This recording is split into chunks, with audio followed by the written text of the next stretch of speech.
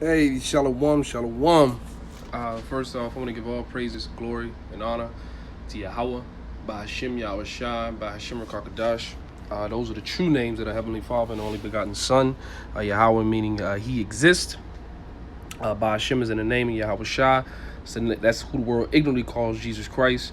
Yahweh Shai meaning He deliverer. By Hashem is in the name of the Holy Spirit. Is the Rakakadash. A double honor to the apostles, elders, great millstone, and peace and salutations to the elect, the Labakarian. And real quick, I ain't gonna make this too long. I'm pretty sure brothers have already come across this article, and I'm gonna just skim through it because all in all, these things, well, I'm gonna read it and I'm gonna grab a couple precepts, and yeah, we can do that. We can just get right into it. So it says U.S. officials on World War III alert. It says footage reveals disturbing tests at Iran's secret military base. So as you know, with the tensions that's been with Iran and America, it's been for a while, and is both of these nations or these empires at this point in time have nuclear capability, which is obvious, and so do a whole lot of other countries, and but more importantly, it's this tension that's building, that's getting at an all-time high, is it's looking good at the end of the day. Well, it's looking good for the service of the Lord, but not for the the inhabitants of this world, the people that have so much invested within this world and looking for this place to prosper, which is not, because it's not prophesied in the scriptures. And I want to touch on that as well, because that's another thing. Prophecy is extremely important in understanding when you're looking at things like this, because understanding, first and foremost, there are major prophecies that have to come to pass. Like like one of the major ones is the mark of the beast. Okay, which the mark of the beast is the RFID, the radio frequency identification chip. Okay, the chip that's going to be whether it be placed in your right hand, as is stated in Revelations, the 13th chapter. Even your forehead on your right hand. Whether you have it placed in your brain or in your arm, in your right hand. Whether you get in your foot, your leg, wherever you get it, that's the mark. And you're not going to be able to buy or sell without it. So that's a major prophecy that has to come to pass before we know that this pretty much this place, this current rulership is going to be wrapped up. But nevertheless, when you see things like this, which was prophesied, as a matter of fact, we can grab it. We can just go to it to start it off, and then we can read a little bit into that article.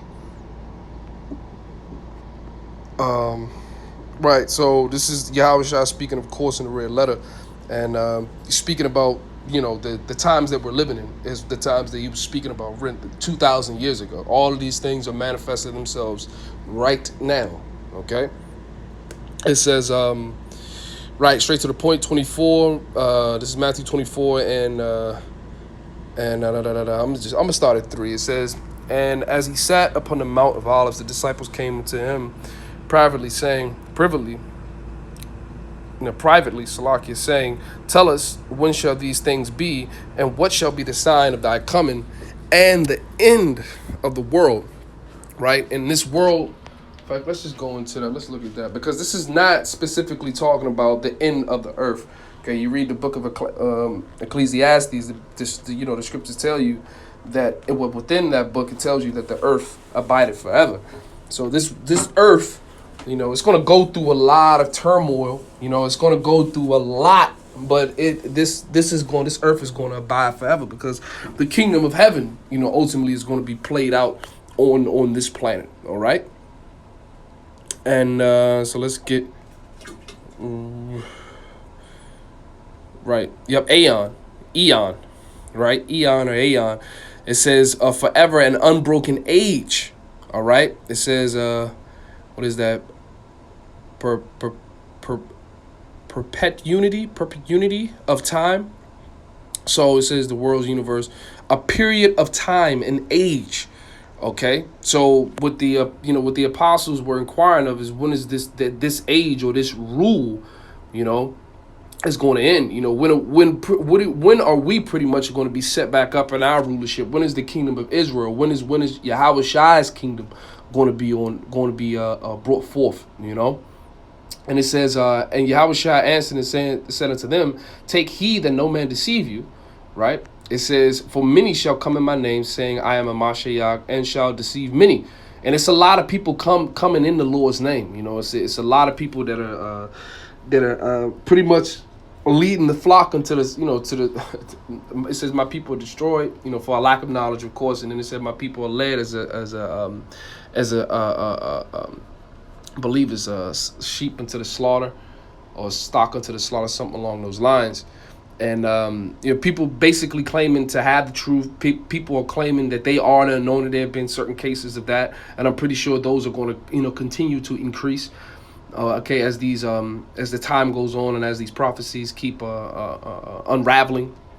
And it says, and shall deceive many, right? In which the bulk of our people, you so-called Negroes, Latinos, and Native Americans, which are the true biblical Israelites, okay, or a bulk of you are going to be deceived, because it's written for you to be deceived. I mean, because 2/3 of our people are going to be destroyed. All right. It says, and ye shall hear of wars and rumors of wars. Okay, that's the point.